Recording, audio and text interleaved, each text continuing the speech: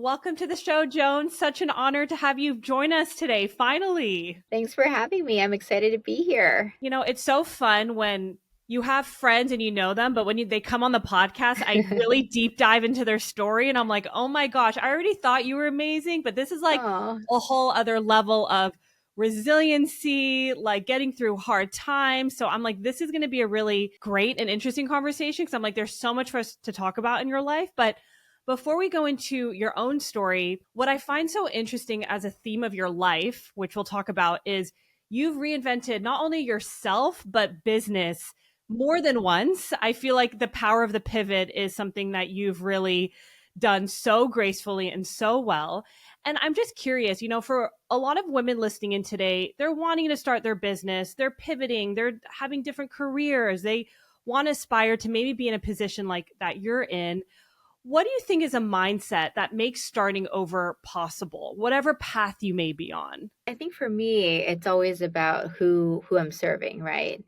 And so that's the guiding force. When I decided that I wanted to start my first education company when I was 19, 20 years old, I wanted to serve high school students because I was this aimless high school student and I wanted to serve them and I wanted to be there for them. And so that caused me to pivot from wanting to go into law to going into education. And then, when I set off to start Bumo as originally a co-working space with on-site childcare, I wanted to serve parents. And so my perspective changed when the pandemic happened and nobody wanted to go to childcare, nobody wanted to go to daycare, or preschool. I had to see what parents needed. Parents needed, learning for their kids. Their kids were stuck at home. And so we built online learning. And so it's this continuum of change. But the one thing that has always stayed constant is the people that I've wanted to serve, right? And so that has never pivoted. I pivot in an effort to serve the community that I want to serve in the best way, in the most scalable way possible. And that's the guiding force. I love that. Exactly. That's a guiding force. And I'm curious because before I started my own company, I hopped around a lot and I did different things and I always wanted to make an impact. I never really knew like, well, all these skills that I'm doing in these different jobs and different life phases like ever make sense. And kind of looking back at your career, starting your first business at 20 and then pivoting and you had a stint in fashion, like do those skills all eventually work its way out to what you're doing today? Like, I wish someone could give me this answer when I was 18, figuring out what I wanted to do with my life. Yeah, 1000% yes. And I'll give you fun, like small anecdotes if that's okay. So Chriselle, who is my original, she's my co-founder. She originally thought of the idea for the co-working space with on-site childcare. When I did fashion, I had a booth at this like fashion sort of like trade show. And she came by my booth and she said, can I see your line sheets? She was a buyer, right, for a boutique. And so I met her when I was about 19, 20 years old too. And then during that time, I interned for this guy who was starting a fashion line. And his name was Elijah, or is Elijah. And Elijah, many years later, became my good friend. And Elijah told me, hey, one of my friends has this idea for a co working space with on site childcare. Do you want to come to my house to meet? And then, sure enough, Chriselle was there. And so, you learn things along the way, but you meet people along the way too. My education company, my first family, the very first family I ever worked with, I drove to their houses. I tutored all four of their kids on the dining room table. They were the biggest investors in Bumo. Interesting. Yeah. And literally, the son who was 15 when I tutored him literally texted me yesterday because now he has a son. He has a baby. He was like, hey, I was like looking around Westchester and like, this is what I saw in your app. And so, I can't explain it. And I'm not one of those like frou frou, like, oh my gosh, everything happens for a reason. The stars are going to align. But you know what? They do. They really do. Things happen and they like manifest in funny ways and I can't explain it, but everything in my life that I've ever done has in some way, shape, or form supported this future state that I'm in, right? And I cannot deny that because the facts are really there. Oh, I love that. That I feel like hopefully that's reassuring to people because I never really believed that when I was younger, but now a little bit later in my life, I'm like, absolutely. Like the people you meet, the first boss you have, like you never know how things become full circle. And if you have a great reputation, you're a kind person, like things will always work its way out somehow. So I love your concrete details that you had, and I'm excited to dig into more of that. But before doing that, I'm also fascinated about your upbringing. I know that your parents, escaped Vietnam as refugees, came to the US with nothing. Your mom worked 17 hours as a seamstress. Your dad repaired TVs. And what I found so interesting is that you mentioned, growing up, you didn't even realize you were poor. You felt like you had everything. So, as a child, growing up in that environment, like watching your parents sacrifice, what do you think it really taught you about work, money, or opportunity, or just like how did it shift your mindset in any way? One, my dad would always tell me because I was like so hard on myself, right? Trying to grow Bumo and grow my previous company. He always would tell me, I could be a janitor today and that's okay, right? And so it taught me this level of like humility, right?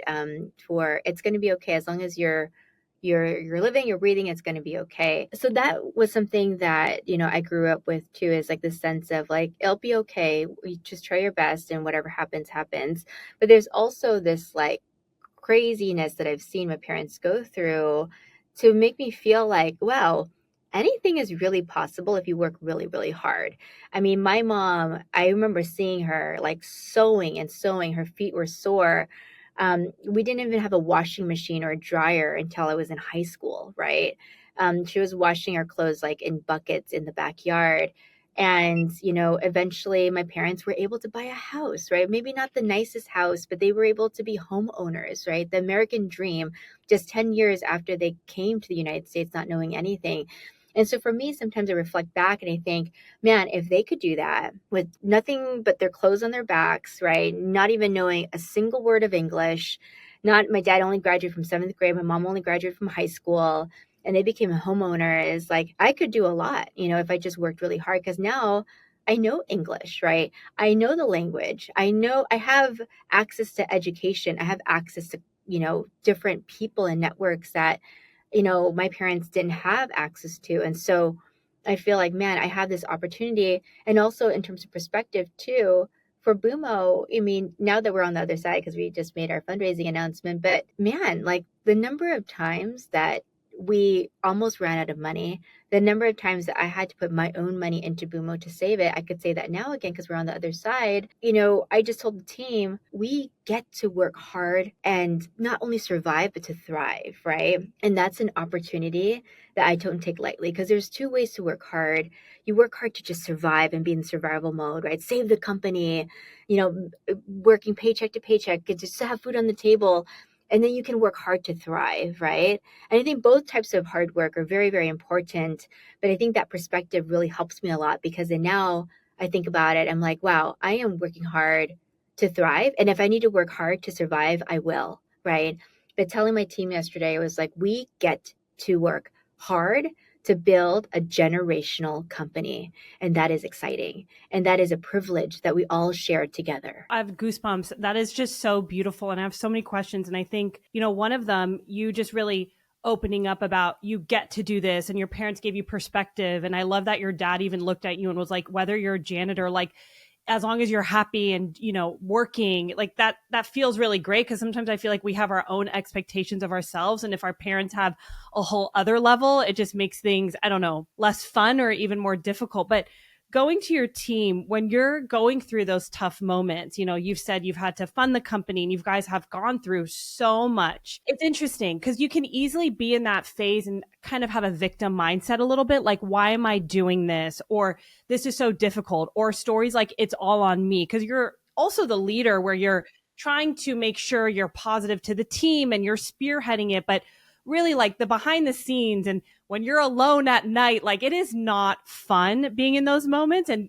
to be at that close financially, I can't even imagine that level. But how do you not tap into that victim mentality? Like, do you have moments where you have that thought and you kind of pull yourself out, or is your mindset that strong? Like, because you're saying that perspective with your parents where you don't even have that thought in the back of your mind. I will say I do think I'm built a little bit differently, right? And I don't think it's normal, and I actually probably don't even think it's okay. Like, I wish sometimes like I could feel a little bit more than I feel, right? One, so I can cut myself some slack and give myself a break. Two, it helps me sort of empathize and understand better, because I think that's something that, when you have this inability to feel in certain levels, right? Or ability to distance yourself from certain feelings and to pull into that, like, oh, woe is me, look at what's happening. It makes it harder for you to understand, true kind of like human emotion at a level that I think everybody should understand. And so that's something that I'm very self-aware of. I'm working on it. But, and so that's why even for me, like when everything happened in January, right, with the fire, my house burned down, my kids' school burned down, our local club burned down where we would go swimming, and it was so core to our community. And then the company burned down too. So people don't know this, and this is my first time actually saying it out loud, that people don't realize. You're like, oh my gosh, Joan, your house, your kid's school, your whole neighborhood.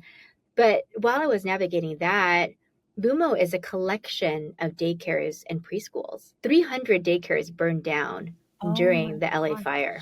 Yeah. Wow. I did not know that. Yeah, preschools had smoke damage. So while I was, you know, literally, figuratively putting out fires in my own Oh my personal gosh. life, yeah, I had to be like, okay, this is what we're going to do. These daycares have smoke damage. These daycares have displaced teachers and they have to close down. Parents were displaced, so they didn't have school. What do we do for our families here?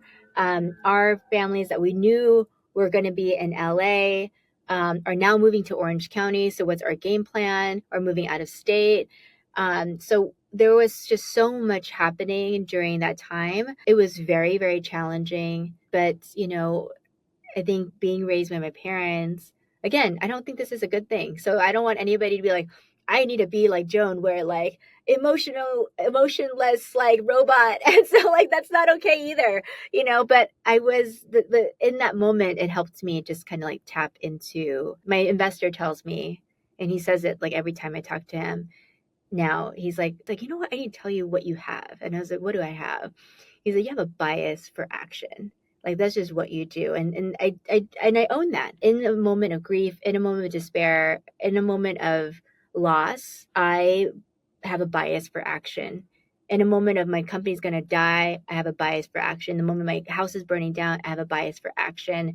And perhaps that's my coping mechanism, right? I don't know. I love that because I think, I mean, yeah, I appreciate you having the self awareness to be like, there are sometimes great qualities that come from always working, bias for action and being in that survival mentality. I mean, you've had to also be in that to make things move forward, but also sometimes people don't have that bias for action. And I think they overthink situations and they dwell on situations of life. And, I don't know, from my perspective, that seems more difficult. Like if you can, dive into things, take action, take a little bit of control, at least for me, that relieves my anxiety. Anytime I feel like overwhelmed or what's going to happen, when I sit down and I get things moving, it gives my brain a little calmness. But again, I also don't think I'm built in the best way either. I'm trying to Well, have you're the an balance. entrepreneur. Yes, I you're a know. founder. So I'm going to go back a little bit because I always find it so interesting to see, life before your business today. I love that you were in fashion for a bit. You mentioned, you weren't a straight A student, but ended up being in education.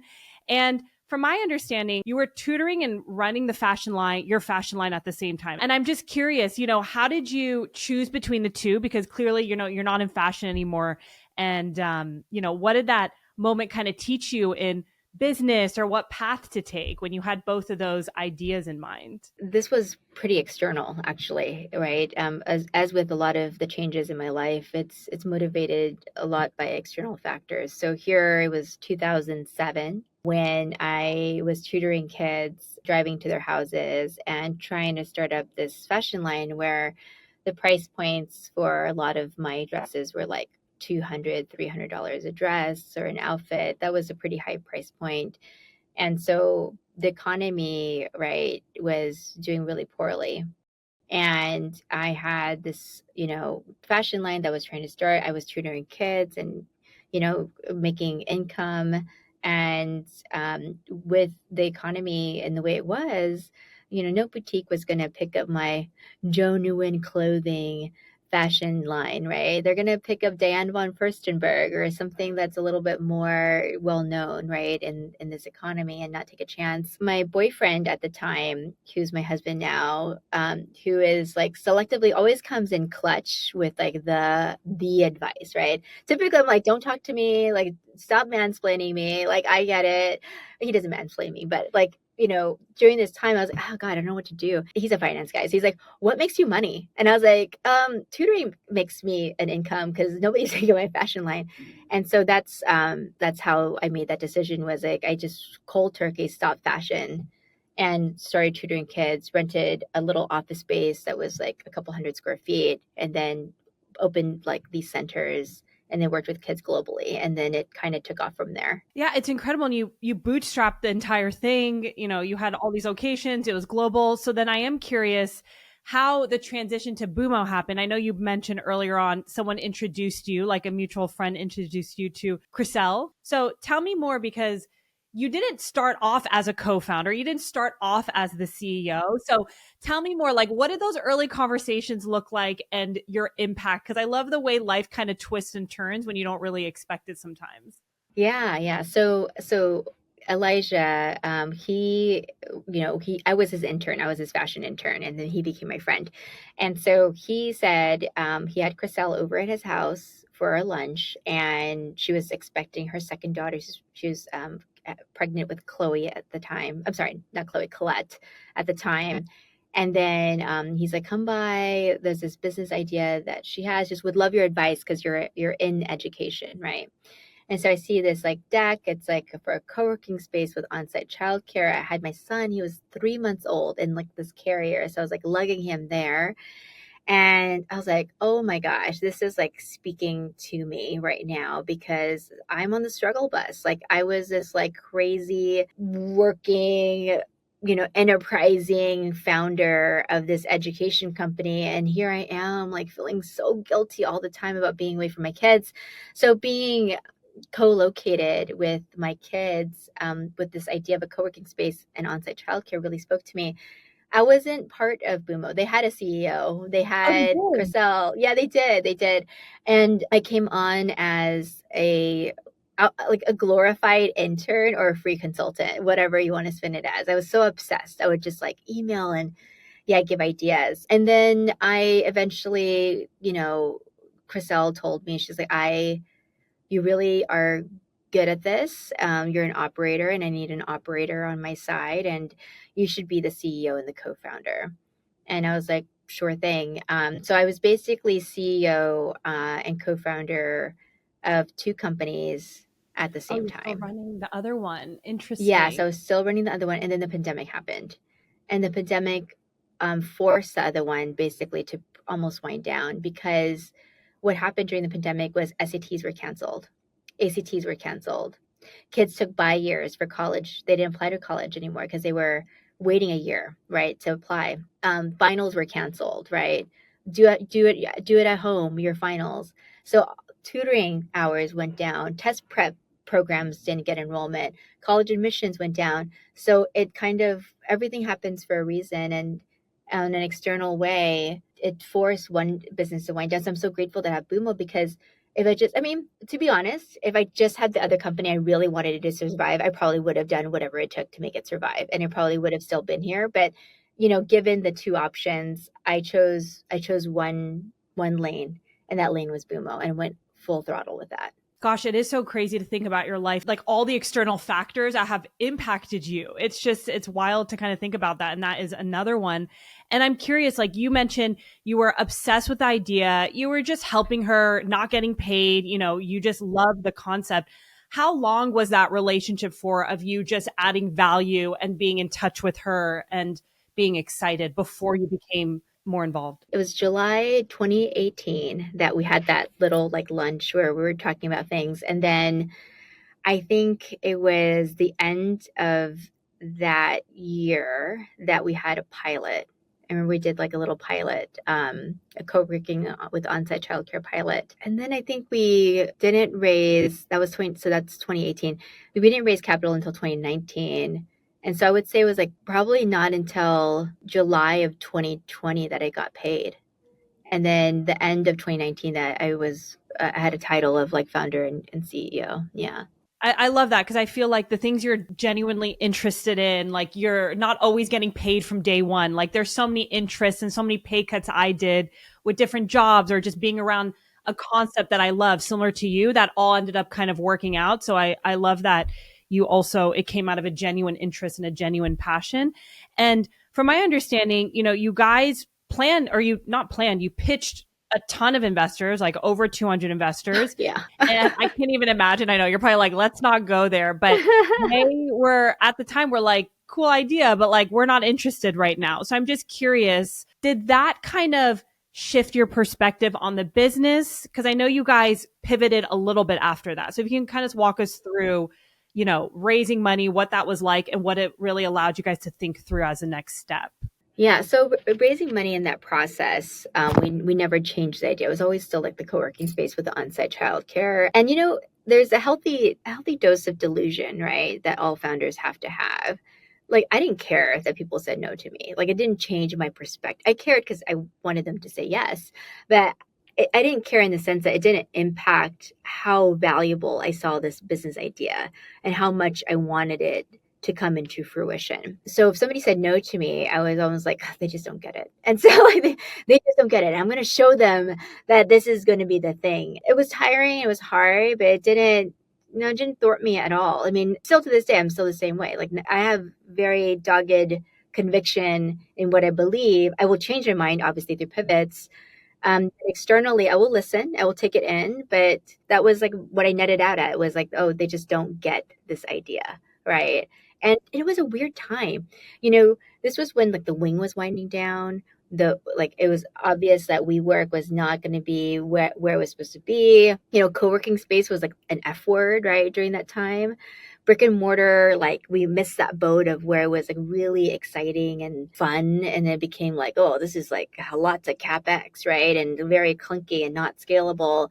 And so we were really going against the current at that time, because we had just missed that wave of like co-working being exciting and brick and mortar being exciting, and that bubble blew up really quickly. I forgot that was around that time when you guys were raising. So, you get all these no's, you clearly still have conviction about the idea, which I love, the passion behind that. And from my understanding, you guys actually ended up launching a newsletter, an Instagram. So how did you continue to gain traction? So you didn't have investors at the time, but you still wanted to move the idea forward. You don't have the money yet for the co-working space. So tell me more about this smaller project and how that ultimately ended up helping you in the long run in terms of raising capital at the time. We always knew that community, and till this day that we still believe that community is very, very important. So we thought about, okay, as we're waiting for the co-working space to launch, as we're fundraising, what can we do to show, to set us up for success when we do launch, and then show investors like, look at what we can do, right? Because you can't just build like a co-working space and be like, look, it's not like a tech product, right? Like, here's a feature, like we can make it better.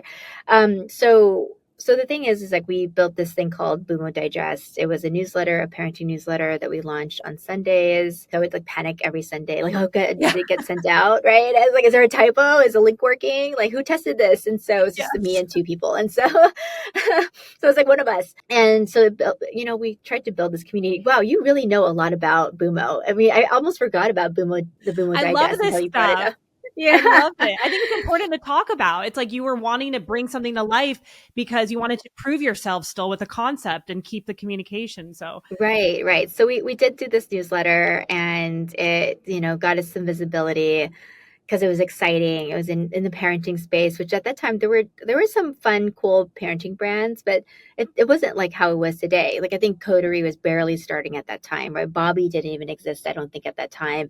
So, or maybe if it did, it was like very early. So, all these like fun, exciting parenting brands like didn't really exist at that time. So We got a lot of early traction there and built a community and used that community to grow, the community for the co-working. And then that, the pandemic, we built a global community because we were working with kids all over the world. So yeah, community is a very core element, and that's why we did the Bumo Digest. And you ended up finally closing a round of 3.5 million. And when people see that, they're like, oh, celebrities backed you, like Jessica Alba, it must have been easy. But we're clearly getting the behind the scenes look of what It went was not into all easy. that. Yeah. Yeah. So I'm curious, one thing you mentioned, which I thought was interesting, is like the way you got your lead investor, or one of your investors, you can correct me if I'm wrong. It wasn't about like the 5-year projections. It was about your character and persistence. So how did you end up really closing that round and getting that lead investor in? Was it the validation from the newsletter? Did you have anything else to get them to bite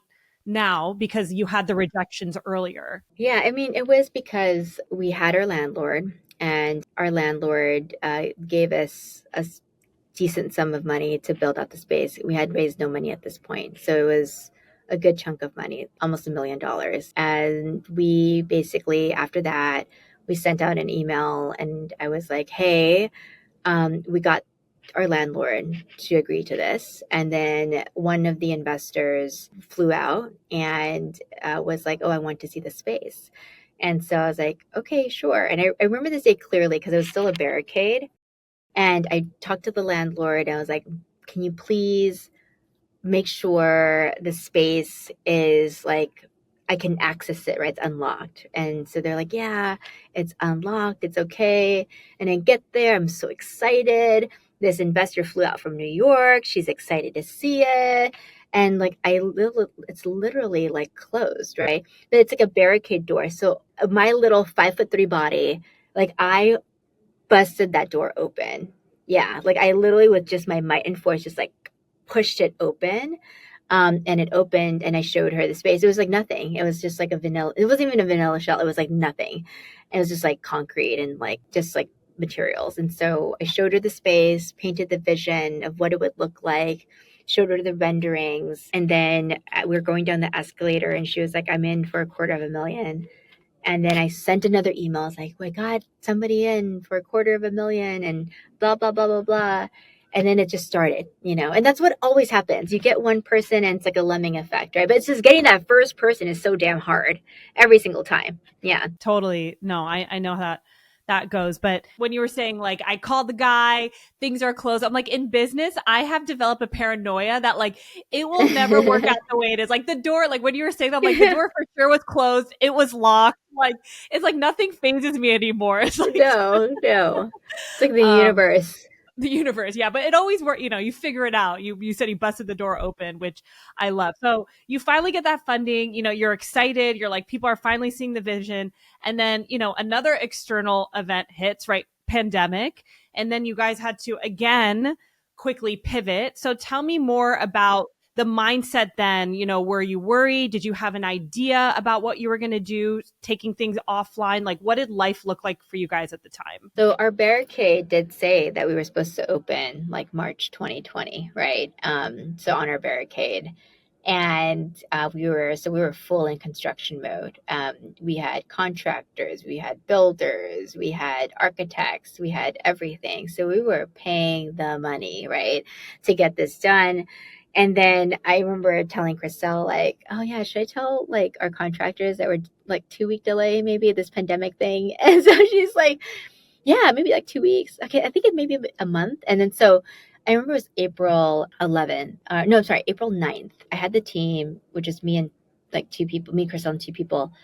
And I literally said, or three people, it was five of us. And I said, we need to start an online school because my daughter is doing online school. It sucks. Let's just try this out and see what it is. And it was like 10 p.m. at night. I was like, okay, let me go on GoDaddy and see if boomobrain.com is available. It is. I'm going to buy it. And we're going to launch in 11 days. So we set up a wait list. We had like 2,000 families on the wait list for this Bumo virtual school, BVS, right? And then we launched April 20th. So in 11 days, we launched an online school and it blew up. We had 100,000 classes booked. And we did it because we had to. I didn't do that we would have died. I would have shut the doors. I would have been like, we are closed. Sorry, investors, we lost all of your money. And I just couldn't do that. And I couldn't do that. You know why? Because of that first family, the first family that I had um, from Married Education. Like I could never, ever let them down. And I never want to let them down. Till this day, I think about them all the time in everything that I do. It makes me actually emotional. Like I never want to let them down. I can only imagine. I'm getting emotional just even hearing that. It's like you have this personal relationships. I mean, I'm sure you feel the way with other investors, but like they have a unique place in your heart and you're like, there's no way I'm going to let them down and I'll do whatever it takes. And to whip up a virtual school in just 11 days, like that is wild. It shows that, and we talked about it earlier in the podcast, like anything is possible. You had this fire under you where you're like, I have no choice. And listen, it's stressful to be in that situation, but you made it through. Like so much came from spinning that up in 11 days. And again, you busted into action. You made it happen. Like that is incredible. Like you are just all-star entrepreneur for sure. Thank you. So you think you're in the clear. You're like, okay, we're out. We have this virtual school, Oh like people God, are yeah. signing up. But then I heard that you mentioned, when families were going back to in-person post-pandemic, I believe you said like 2022, 2023 were one of the worst years for the company. Tell me more, like what was going on? Because we thought we heard the toughest times in the business, but what was happening in 2022 and 2023? Yeah, so essentially we launched a brick and mortar in July of 2021. It did really well. It did really, really well. Um, but it was clear, two things were clear. One was it wasn't scalable, right? So maybe those investors were right in the beginning who said no to me. So it wasn't scalable because it was just like so much capex, like so much logistics with staffing, just a lot of things, right? Running a preschool and a daycare. And number two, I went from serving kids in 30 countries, 100,000 classes booked during the pandemic to this box, right? And I was in this box. It was a beautiful box. It was like the most beautiful daycare and preschool. I love the family so much, but it was in this box. And I was like, I want more. And I need to serve more families. And I see a problem here where we have absenteeism, we have spots that are available by the day, and we have customers who are willing to book these fractional spots and we can merchandise them. So then, I could have just stayed there. I could have just like continued the co-working space and the on-site childcare. We were profitable. We had money, right, coming in. So it wasn't like it was just not scalable at venture scale, right? It so then that was a sign, and then and we could have just existed. But I've done that already. I've done that already. In my first company, I did that. We like grew, we existed. It was nice. I had a steady income, but I wanted so much more. So I basically made the decision to say, let's try again. Let's do it again. So, but we had to do it slower because at that point, I couldn't go knocking on any investor's door. And I couldn't say, hey, guess what? Have another idea. Do you want to give me more money? So we had to use our own cash flow to basically prove out this marketplace concept. So 2022 was proving out the demand side. 2023 was really proving out the supply side. And during that time, I didn't pay myself until September of 2024. So that was I went 21 months without paying myself. So that was like a really hard time, but I kept going, not because I just wanted to live in this moment of hardship. I kept going because I knew I was onto something big. Yeah. And I knew that this idea for this marketplace and that my childcare is so broken. I saw the TAM, I saw the opportunity, I saw the vision that was so clear in my mind. And I just knew that if I could just suck it up and get to some early finish line, and which was our last fundraise, I could get to the next stepping stone and bring this into fruition. And, I have a few questions there. Going back to initially, like when people were back to normal life, you had the co-working space, you walked in and you're like, man, I was serving so many people globally. And now we're kind of back in this co-working space. And yeah, you said it did well. You could have continued living that life, but you wanted so much more than that. And did that come from the expectations of you raising money from investors? Because obviously, when you take on venture money, there's different expectations for business growth. Do you think you felt that because of the investors, or also you just wanted to experience a different way of doing business relative to like your first business? Like you wanted more in that sense. I wanted more. I just wanted to go for the moon and the stars and the universe. And I just knew that this model was not going to do that. And I wanted to serve as many families as I could.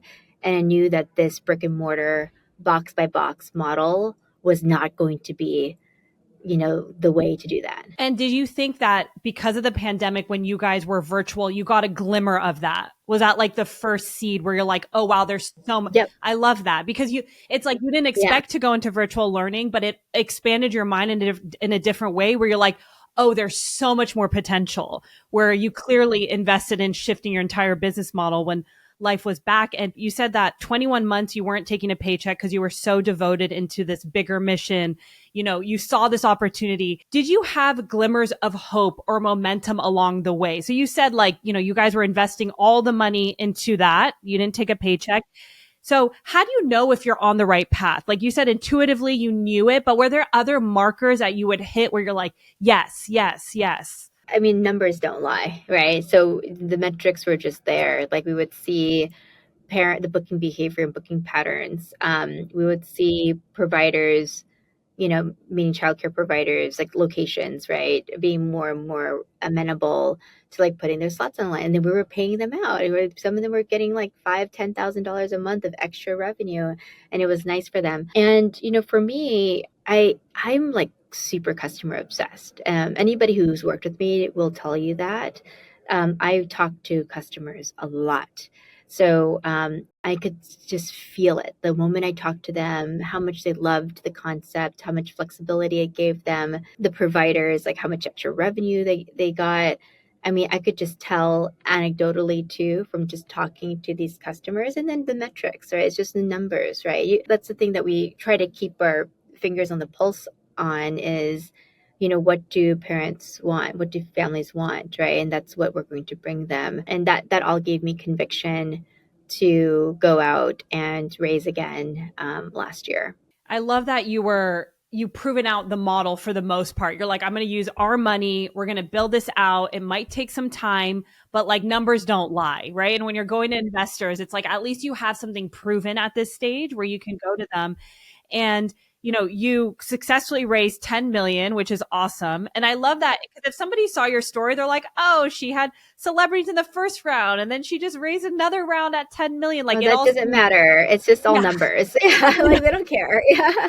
Totally, totally. But what do you think? And you mentioned data, and maybe that's the main driver. What do you think made this round a little bit more successful? Yeah, traction and data. We just had, more locations online. We had better like cohorts of customers that we could analyze over a period of time, right? So it wasn't like, oh, like 3 months of like user behavior. No, it's like, a good amount of time, like 18 months or, 24 months of user behavior that we could see, like the behavior of booking patterns, right, of our cohorts. How much money were they spending?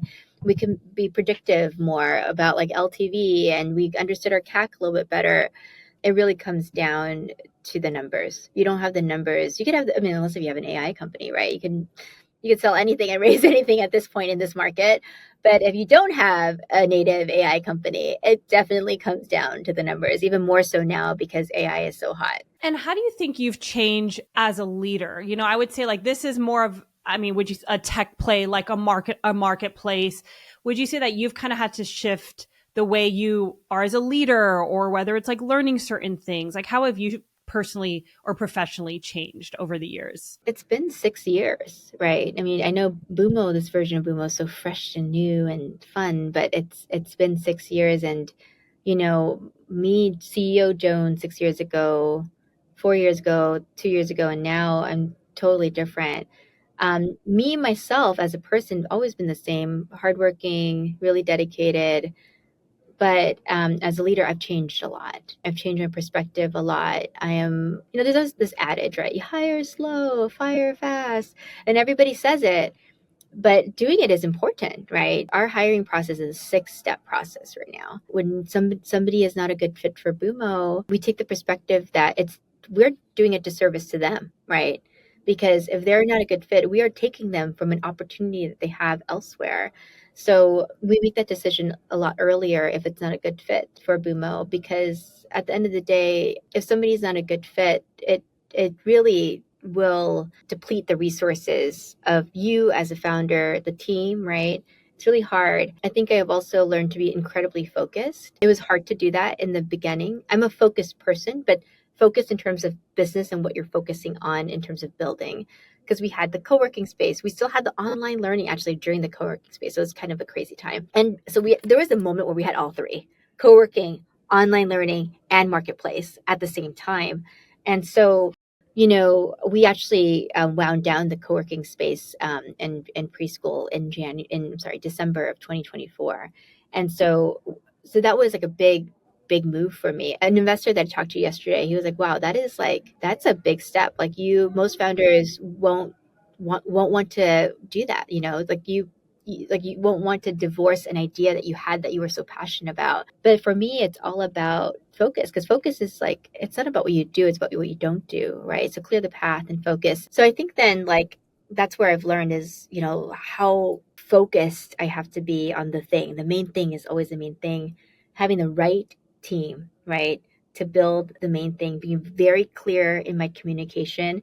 And I've learned that, and I say this every day when I wake up, my job is to hire the right people to do the right thing and tell them in the right way, right? And that's what I do.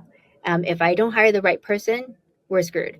If they're not doing the right thing, we're screwed. If I'm not telling them in the right way, where it's clear, their KPIs are clear, their deliverables are clear, we're screwed, right? So that's what I've learned a lot too. You definitely have more experience probably scaling teams. And you're right. People always say like hire slow, fire fast. And it, in theory, sounds like, okay, it's so easy, Yeah, but let's do yeah, let's it. do it. Yeah. Sure, that makes sense. But in the reality of running the business, it is difficult. And I think, would you say that you being very clear on certain roles and having the KPIs and being, having those expectations, if someone is not hitting it, it's still going to be tough to let someone go, but does that kind of make that process a little bit easier to do? Yeah, it does. And I always tell my team, it's like, if you're doing well, you should know, right? It should be clear that you're doing well. If you're not doing well, you should know. It shouldn't be a surprise for you, right? And I had an intern, a graphic design intern, and I was like, I remember telling her, I was like, I'm sorry, I just like have to yeah, give you direct feedback. She's like, oh no, like I know you give me direct feedback, and I know when you don't like something. You don't have to tell me that, Joe. And I was like, oh, she's like, actually, I find it really refreshing. Like I find it refreshing that I don't have to guess how you're feeling about the work, right? And I find it refreshing if I'm doing a good job and you like it. Like I know that you like it. And if you don't like it, I also know that you don't like it. So it's very clear. So I think that clear communication is very important. I am imperfect too. So, I am not perfect in that. Managing people is very, very difficult, very, very challenging, and nobody's perfect at it. I am not perfect at it, but I do think I've gotten a lot better since 6 years ago. Yeah, no, that's great. And I'm sure it's like putting in the reps and learning. And I love what you said, like the focus, because that's like the focus on who you actually need, the focus on what you need from them, the focus on what kind of business you want to build. And all of that takes time. And it's easy just to like hire and be like, they're good enough. But that like really dialing in the focus is everything. So I love that that's been like a main thing that you mentioned you've really doubled down on. And I know we're coming up on time, and I want to ask a few other questions. Actually, I'm curious to talk about boundaries as a founder. I know you have young kids, you're running a team. There's a lot going on. I see your Instagram stories of you working late, girl, and I'm like, does she sleep? Like, does she sleep? But I'm a vampire. and it works. Yeah, and it works for you, and I love that. And I think in another interview, I don't know if it was like on vacation, but you said like I deleted Slack and Gmail, and I kind of just like let the team know, that you were out. But I'm just curious because boundaries is something I struggle with. Like if Yeah. I'm away, like I will still take calls and then emails, but then I come back and I'm feeling like that wasn't really a vacation, but like maybe this is just a stage of life I'm in. So I'm just curious, as someone who's been building, 6 years in, going through so much also personally, losing your house, trying to manage your children during all this transition too, like any words of wisdom on boundaries that you've figured out for yourself to kind of manage that mental health piece, because you're so in work and you love it, but it's an interesting thing I'm always thinking about because Yeah, long no, no, term growth. absolutely. And you can never turn it off, right? Yeah, so I mean, we went on this like European vacation, which I would never normally go on because I'd be like, oh my gosh, no way I'm taking 10 days off of work. Are you crazy? And so, but because of, everything that happened, we were in that sort of mental state of like, whatever, like we just need to go. And like, I just What need else to could go. happen? Yeah, like everything bad happened. Like, let's just get some good juju in. And so, yes, I turned everything off because I can't, like, I'm like literally my phone's here. I'm like on my phone. Like I have to like touch it, feel it, like scroll in it or whatever it is. So I did that because I have no willpower to like, no self-control. So I had to delete Slack and Gmail because at the end of the day, nothing's going to happen anyway. And I did check it once a day, On your um, computer. yeah, to like clear things up, right? Because who wants to come back to 5,000 random emails like from vacation? That doesn't feel good either. And I think, the team knows too that I cook dinner almost every night. So at 6 o'clock, then that's what I love to do. Like I go home, I cook dinner, I'm with the kids for like 2 solid hours, maybe two and a half, and then I go back into work mode. And the team knows that, right? If I have to pick up my kids, and then on the weekends, like I'll, set time with my kids too. So, it's like when it's about the focus too, right? When it comes to boundaries, if you're working, you're working. Yeah. If you're home, you're with your kids, you're with your kids.